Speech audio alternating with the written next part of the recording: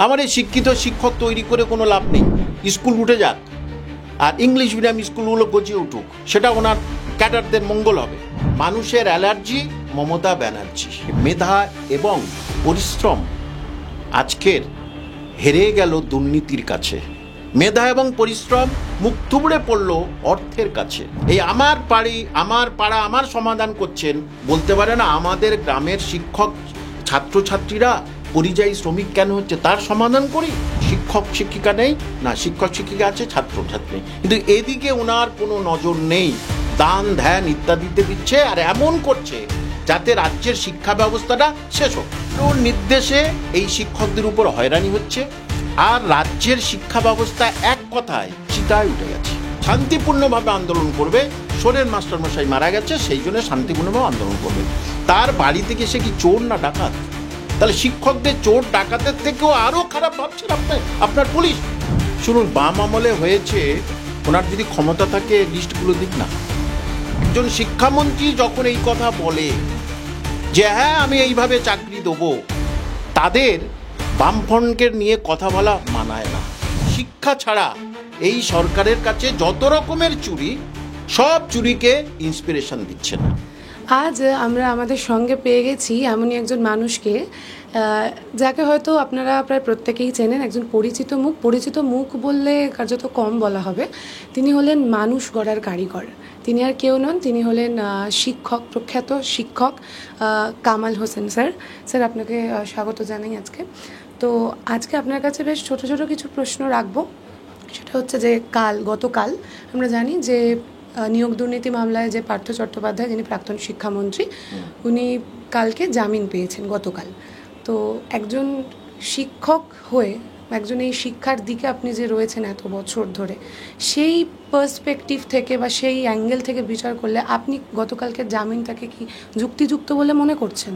দেখুন, supreme court জামিন দিয়েছে, আমরা সাধারণ নাগরিক, আমাদের এটা এই সম্বন্ধে বলাটা ঠিক নয়।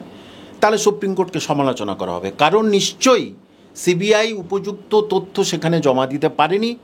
আর আরেকটা কথা, সবাই তো ছাড়া পেয়ে গেছে, তাহলে পার্থদা একার থেকে কি করবে? সবাই তো ছাড়া পেয়ে গেছে, তাই না?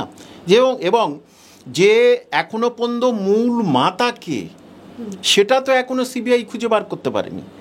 তো সেটা সুপ্রিম কোর্ট বুঝেছে যে এরা তো মূল মাথাটাকে সেই কালীঘাটের কাকুর কাছে গিয়ে আছে, তারপরে আর উঠছে না।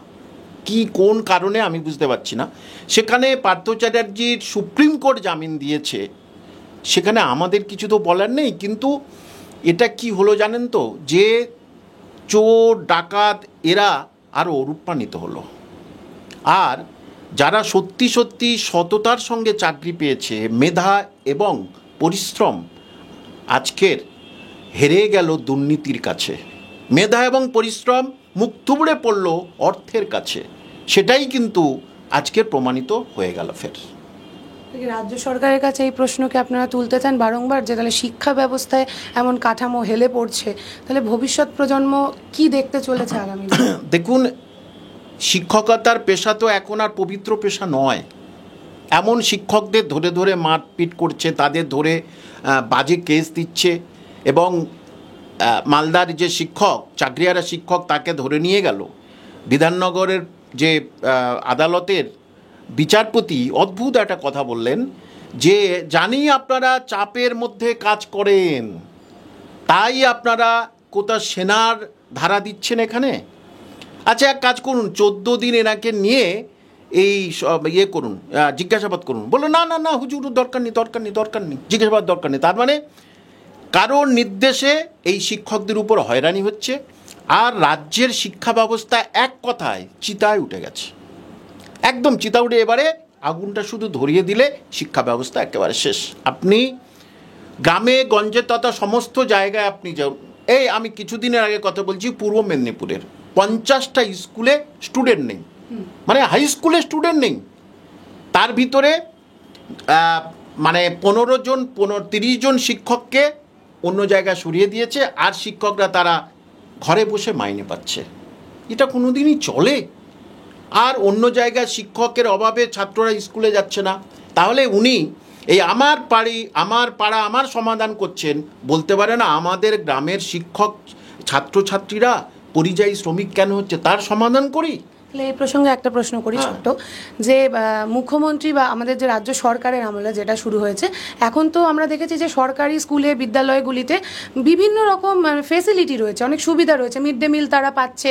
এমনকি আমরা দেখেছি যে বেশ মানে আমরা তো নয় অনেকটা পুরনো দিকের আমরা স্টুডেন্ট হয়ে গেছে, এর পরে পরে যারা এখন ছোট ছোট তারা তো দেখছি গিয়ে বছরে 2বার করে স্কুলের ড্রেস পাচ্ছে, জুতো থেকে মোজা থেকে তারা এত কিছু ফেসিলিটি পাচ্ছে। তাহলে সেক্ষেত্রেও কেন আমাদের রাজ্য সরকার বা রাজ্যের বিদ্যালয়গুলি স্টুডেন্ট ধরে রাখতে কেন সক্ষম হচ্ছে না? খুব সুন্দর কথা বলেছেন। দেখুন, এই ব্যাপারটার সঙ্গে আমি জড়িত বহুদিন। এখন সে দেখছে আমার বর্দি এমএসসি বিএড, আমার দাদা এমএ বিএড, তারা তো চাকরি পাচ্ছে না, তাহলে আমি পড়াশোনা করে কি করব?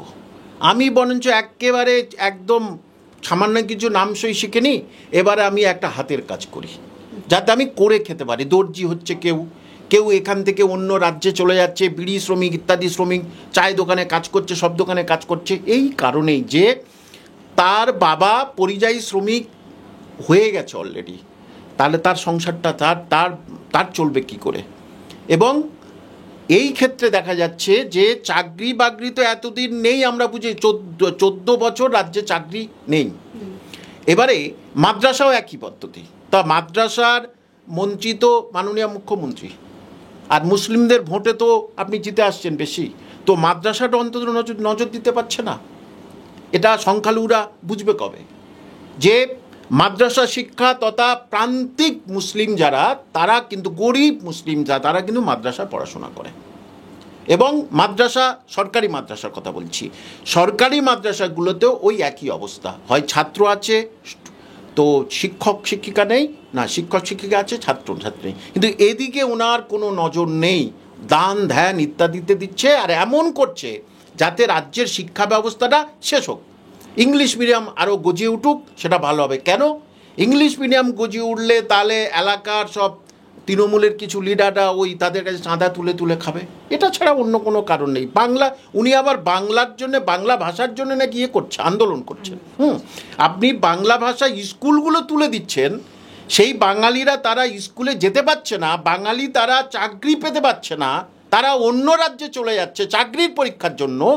সেখানে আপনি বাঙালির জন্য আপনি রুখে দাঁড়া আন্দোলন করছেন। এ মানে মেকি আন্দোলন, এই আন্দোলন মুখ দেখানো আন্দোলন ছাড়া অন্য কোনো কিছু নয়। আচ্ছা, এই পরিস্থিতিতে আমরা দেখলাম যে এই বছর উচ্চ মাধ্যমিক রেজাল্ট বেরিয়ে গেছে, বেশ অনেক দিন হলো ফলাফল প্রকাশিত হয়েছে। তো তারপরে আমরা দেখছি যে রাজ্য সরকার যে কলেজগুলি, মহাবিদ্যালয়গুলি, তো সেখানে দেখছি যে ভর্তির প্রক্রিয়া শেষই হচ্ছে না। এবং আজকে এই ভর্তির প্রক্রিয়া শেষ হচ্ছে না, আরও একটি বিষয় হচ্ছে জয়েন্ট এন্ট্রান্স পরীক্ষার কোনো রকম ফলাফল প্রকাশিত হচ্ছে না। আর তারই দাবিতে আজকে এসএফআই রাজ্য, পশ্চিমবঙ্গ রাজ্য কমিটির তরফ থেকে বিকাশ ভবন চলো একটা অভিযান করা হলো। আর সেখানে আমরা দেখলাম যে একটা ধুমধুমার পরিস্থিতি, মানে আমরা দেখলাম যে এসএফআই এর কর্মীরা যারা আসছেন তাদেরকে মানে কোনো কথা বলতে দেওয়ার সুযোগ তো দেওয়া হচ্ছেই না, উল্টে তাদেরকে সেকেন্ডের মধ্যে প্রিজন ভ্যানে তুলে নেওয়া হচ্ছে। তো আজকের আন্দোলন নিয়ে যদি আপনি কিছু বলেন, আর পুলিশদের নিয়ে। দেখুন, প্রথম কথা, 10টা রেজাল্ট বার হয়নি, জয়েন্ট এন্ট্রান্স, নার্স ইত্যাদি 10টা রেজাল্ট বার হয়নি, এবং যে কলেজগুলোতে ভর্তি হয়নি তারা কবে যে তারা ভর্তি হবে, কোর্স শেষ করবে, সেটা মুখ্যমন্ত্রীর মাথায় কিছু নেই। কারণ কি, যে ওবিসি মামলায় নিজেরা হচ্ছে কে হচপচ করে রেখেছে। ভাবুন তো, 3 মাস আগে যে ছেলেটা ছিল ওবিসি এ, সে এখন হয়ে গেল ওবিসি বি। এই সরকারই করেছে, অন্য কেউ তো করেনি। আবার অবাক হয়ে যাবেন, কারোর 2টো সন্তান, দিদি ওবিসি এ আর ভাই হচ্ছে ওবিসি বি। সার্ভে দেখুন। তাহলে সেই সরকার শিক্ষা নিয়ে কি করবে? তাহলে সেই জন্যই তো মানুষ রাস্তায় নেমেছে। আজকের চাকরিহারারা তারা রাস্তায়, তারপরে যোগ্য চাকরিহারা তারা, যোগ্য বঞ্চিত তারা রাস্তায়, আজকের প্রাইমারি টেটে তারা রাস্তায়, এসএফআই রাস্তায়। তা মানুষ, শিক্ষিত ছেলেমেয়েরা যদি রাস্তায় তাদের দিন কাটে, এমন পরিস্থিতি তৈরি করেছে যে তাদের রাস্তায় চলতে হচ্ছে। এবং দেখুন, রাস্তাতে বসতে হচ্ছে। পুলিশের এখন কাজ একটাই, হয় হচ্ছে কে মৃতদেহ চুরি করে নিয়ে চলে যাওয়া, আর এই যে শিক্ষিত ছেলেমেয়ে বা শিক্ষক শিক্ষিকাদের মারা বা চ্যাংদোলা করে গাড়িতে তোলা। এখন পুলিশের কাজ এটাই, শান্তি শৃঙ্খলা রক্ষার কাজ হচ্ছে না। যা দেখতে পাচ্ছি যে কি করে আপনি সুমন বিশ্বাস সে শান্তিপূর্ণভাবে আন্দোলন করবে, সোরেন মাস্টারমশাই মারা গেছে সেই জন্য শান্তিপূর্ণভাবে আন্দোলন করবে। তার বাড়ি থেকে সে কি চোর না ডাকাত? তাহলে শিক্ষকদের চোর ডাকাতের থেকেও আরও খারাপ ভাবছেন আপনার পুলিশ। শেষ পর্যন্ত কোর্ট ছাড়া এদের নাকানি চোপানি কেউ খাওয়াতে পারছে না, একমাত্র কোর্ট এদের শিক্ষা দিচ্ছে। আর এরা জানে আমরা যে জিনিস কোর্টে তুলবো সেটা বিচারপতি আমাদের তবে, কিন্তু তবু একটু হয়রানি করা আর কিচ্ছু না। মানে রাজ্যের শিক্ষাটার যে এই হবে, এটা আমি একজন শিক্ষক হয়ে কল্পনা করতে পারছি না। আমরা দেখছি যে মানুষ গড়ার কারিগর যারা শিক্ষক তাদেরকে পেটানো হচ্ছে, তাদেরকে রাস্তায় আন্দোলন করলে তাদেরকে পেটানো হচ্ছে, তারা দিনের পর দিন মাসের পর মাস তারা খাচ্ছে না, অনশন করছে, এভাবে তারা চাকরি ফিরে পাওয়ার জন্য তারা আন্দোলন করছে। আর অথচ মাননীয় মুখ্যমন্ত্রী আমরা বলতে শুনেছি যে তিনি বলেন যে বাম আমলেও এটা হয়েছে, বাম আমলেও এমন অনেক কিছু ঘটনা ঘটেছে যা আমাদের আমলে হয়নি। তাহলে আপনি কোন দিক থেকে মুখ্যমন্ত্রী এই ধরনের কথা বা ধারণাগুলো স্বীকার করেন? শুনুন, বাম আমলে হয়েছে, ওনার যদি ক্ষমতা থাকে লিস্টগুলো দিক। আপনার রাজ্যে অযোগ্য অযোগ্য যারা ভাবে চাকরি, অযোগ্যতার মানে হয়েও যারা চাকরি পেয়েছে, সুপ্রিম কোর্টের অর্ডারে তাদের নাম প্রকাশ করছেন না এখনো। উনি তো বলেছেন চিরকুট দিয়ে বাম আমলে চাকরি। তাহলে সেগুলো দেখান, কে কে চাকরি পেয়েছে দেখান না, বলে দিক না, একটা লিস্ট তৈরি করে দিক, তাহলে অন্তত বাংলার মানুষ বুঝুক না বামফ্রন্টের সময় হয়েছিল। বলুক, কোনো দিনই বামফ্রন্টের সময় কোনো মন্ত্রী ওপেন ওরাম বলেনি যে আমিও আমার হয়ে যারা খাচ্ছে তারা কেন হবেন। এখানকার শিক্ষামন্ত্রীরা বলেছিলেন, আপনি দেখেছেন, বার্তা বসে এই কথা বলেছিলেন। তাহলে একজন শিক্ষামন্ত্রী যখন এই কথা বলে যে হ্যাঁ আমি এইভাবে চাকরি দেবো, তাদের বামফ্রন্টকে নিয়ে কথা বলা মানায় না, একেবারে মানায় না। আপনার রাজ্যে এখন চাকরিহারারা যে অবস্থায় আছে, আপনি তাদের বারবারই বলেছিলেন যে তোমাদের ব্যবস্থা করো। সংবিধানের উপরে তার কেউ নেই, আর সুপ্রিম কোর্টের উপরে কেউ নেই। সেই বেচারা এখন রাস্তায় আছে, তাদের আবার পরীক্ষা দিতে হচ্ছে, এবং সুপ্রিম কোর্টের সমস্ত রাস্তা বন্ধ SLST 2016 জন্যে। সুতরাং এই সরকারের উচিত, তথা মাননীয় মুখ্যমন্ত্রীর উচিত এই রাজ্যের স্বার্থে ছেড়ে দেওয়া, যা আমি আর চালাতে পারছি না, আমি ছেড়ে দিলাম। আচ্ছা, SFI এর আন্দোলনের পাশাপাশি আজ আমরা দেখলাম যে APC ভবনে বিধাননগরেতে, তো সেখানে আমরা দেখলাম যে যারা টেট পরীক্ষার্থী ছিলেন, যারা ফলাফল প্রকাশিত হওয়ার পরও যাদের চাকরি পাওয়া উচিত ছিল, তারাও আজকে আন্দোলন করছেন, রাস্তায় নেমেছেন। কারণ কি 3টে বছর হয়ে গেছে, কোনো চাকরি তো তারা পাননি, উল্টে কোনো রকম দ্বিতীয়ত কোনো নিয়োগের কথা বলছেই না। তারাও দেখলাম আজকে রীতিমতো পুলিশ তাদেরকে মারধর করলো, আন্দোলন করতে দিল না। এরকমভাবে চললে রাজ্যের পরিস্থিতি কোথায় এগোচ্ছে? দেখুন, এরা 2022-এর টেট, তার অন্তিম রেজাল্ট, তাদের ইন্টারভিউ কিছু এখন হয়নি, ঠিক আছে। আর 2023-এর পরীক্ষা নিল, কিন্তু তার রেজাল্ট বার করলো না। তাহলে যেখানে প্রতিটা রাজ্যে বছরে 2বার টেট হয়, এবং এই চেয়ারম্যান বললেন এবারে 2টো করে টেট আমি নেব, তাহলে সমস্যার সমাধানটা করছেন না কেন? আপনার সমস্যার সমাধান কে করে দেবে? কোর্ট করে দেবে? আপনারাই তো সমস্যার সমাধান করছেন না। এবং প্রাইমারি স্কুল মানে কি বলবো, শুধু দক্ষিণ 24 পরগনায় মনে হয় পাড়ায় আর প্রাইমারি স্কুল নেই, বন্ধ। সেখানে গরু ছাগল এইসব চড়াচ্ছে, কেউ সেখানে দোকান করেছে, এইসব করছে। তাহলে এখানে রাজ্য সরকারের সদিচ্ছার অভাব, যে আমি যদি এতজনের মাইনে দিই, এতজনের যদি চাকরি দিই, তাহলে তো আমার টাকা চলে যাবে, তাহলে টাকা তো আমি এদিক ওদিক দান ধ্যান করতে পারবো না। যে শিক্ষিত ছেলেমেয়েরা বা শিক্ষা আজকের তলানিতে চলে গেছে, মানে শিক্ষা, সেই যে রাজ্যের পশ্চিমবঙ্গের যে শিক্ষা, ক্যালকাটা ইউনিভার্সিটি সারা বিশ্বের লোক সম্মান করে এখনও পর্যন্ত, সেই ইউনিভার্সিটিতে আপনি বাংলার অধ্যাপক নেই, বিভিন্ন সাবজেক্টের অধ্যাপক নেই, সেখানে ভর্তিও হচ্ছে না। কারণ কি? যে তারা জানে যে যারা এইসব ডিগ্রি ফিগ্রি করেছে তারা তো রাস্তায় মার খাচ্ছে, তাহলে আমরা আর বিতা ওখানে গিয়ে কি করব? এবং শিক্ষা ছাড়া এই সরকারের কাছে যত রকমের চুরি, সব চুরিকে ইন্সপিরেশন দিচ্ছেন, আর অন্য কোনো। এই প্রসঙ্গে বলি, একজন আন্দোলনকারী আজ মুখ্যমন্ত্রীকে বলেছেন সংবাদ মাধ্যমের সামনে উনি বললেন যে মুখ্যমন্ত্রী, রাজ্য সরকার সব কিছু করছেন, তিনি খেলাধুলো, খেলা দিবস, এই পুজোয় আমরা দেখলাম যে 85,000 থেকে 1,10,000 টাকা অনুদান হয়ে গেল সহজে, এত তাড়াতাড়ি এত কিছু পরিবর্তন হয়ে গেল। তা তিনি ওটাই বলছেন, এই প্রশ্নটা তুলেছেন যে সব কিছুতে রাজ্য সরকারের চোখ আছে, তাহলে কেন আমাদের চাকরির দিকে কেন নেই? কোথাও কি তাহলে গিয়ে রাজ্য সরকারের পকেট ভরছে? দেখুন, যে রাজ্য সরকার জানে যে যেভাবে এই খেলা মেলা দান ধ্যান করে এটা তো আমার ভোট বাক্স, কিন্তু এই শিক্ষিত ছেলেমেয়েরা তো আমার ভোট দেবে না, এটা এটা বুঝে গেছে। কিন্তু আর কটা শিক্ষিত ছেলে মেয়ে আছে? আমি তো এই পরিযায়ী শ্রমিকদের আবার 5,000 টাকা দেবো, লক্ষ্মীর ভাণ্ডার আমি বাড়াবো, তাহলে আমার কি দরকার? আমার এই শিক্ষিত শিক্ষক তৈরি করে কোনো লাভ নেই। স্কুল উঠে যাক, আর ইংলিশ মিডিয়াম স্কুলগুলো গজিয়ে উঠুক, সেটা ওনার ক্যাডারদের মঙ্গল হবে। কারণ উনি একটা রাজ্যের মুখ্যমন্ত্রী, তিনি, আমি আবার বলছি, তিনি মাদ্রাসার মুখ্যমন্ত্রী, মাদ্রাসা শিক্ষামন্ত্রী, সেই মাদ্রাসার দিকে তার নজর নেই। তো স্কুলগুলো তো ওনার দপ্তর নয়, তাহলে সেখানে এত ছেলে তারা পরীক্ষা দিয়েছে, তারা বলছে আমরা ফেল করি, আমাদের রেজাল্টটা বার করুন। না, রেজাল্ট বার করার নেই। কারণ কি সমস্যা, বামফ্রন্টের সময় আমি দেখতাম কিছু সমস্যা হলেই সঙ্গে সঙ্গে চেয়ারম্যান সাংবাদিক সম্মেলন করতেন, এটাই সমস্যা, আপনারা চিন্তা করবেন, এইভাবে আগাচ্ছি, এরই মধ্যে একটা আমি ফল দেবো তোমাদের। সেটা বলছে না শিক্ষামন্ত্রী মুখ লুকিয়েছে, চেয়ারম্যান মুখ লুকিয়েছে। কেন? আপনারা কথা বলুন, সমস্যাটা কোথায় তাদের জানান না, তাহলে তো তারা আর আন্দোলনে আসবে না। অ্যাকচুয়ালি সমস্যা কোথায়, সমস্যা কিভাবে সমাধান, সেটা জানে না। একজন আজকে একটা পোস্টার লিখেছেন যে চাকরি নেই বলে প্রেমিকা গেল চলে, খেলা ভাতায় এত টাকা, চাকরির বেলায় ভিখারির দশা।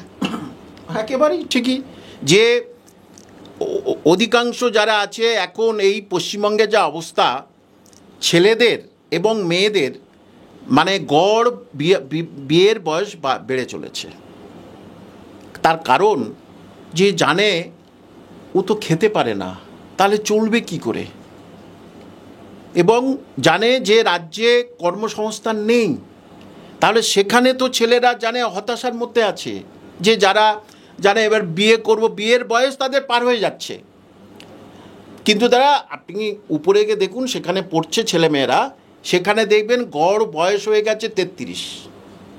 মহিলা, ছেলেদের তো অনেক হয়ে গেছে, তাহলে সেই 33 বছর বয়সে এখনও তারা রেজাল্ট হাতে পাচ্ছে না, মানে তারা যে চাকরি করবে আরও 2 বছর লাগবে।